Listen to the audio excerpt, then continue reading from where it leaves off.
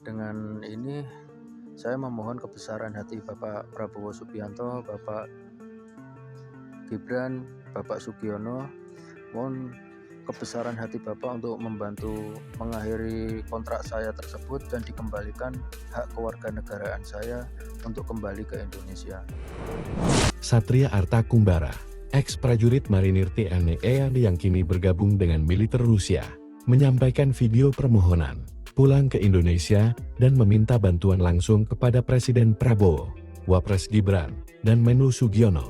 Dalam video emosionalnya, Satria mengaku hanya ingin mencari nafkah dan tidak bermaksud kehilangan kewarganegaraan Indonesia yang kini telah dicabut. Ia juga memperlihatkan momen haru saat menerima ucapan ulang tahun dari anaknya di Indonesia.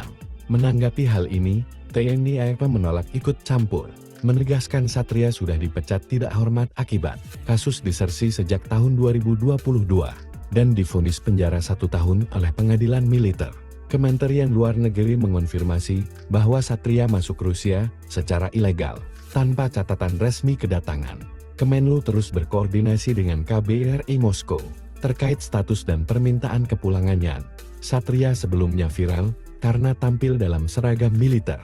Rusia yakini disebut masih berada di garis depan konflik Ukraina dan menghadapi ketidakpastian status hukum serta kewarganegaraannya.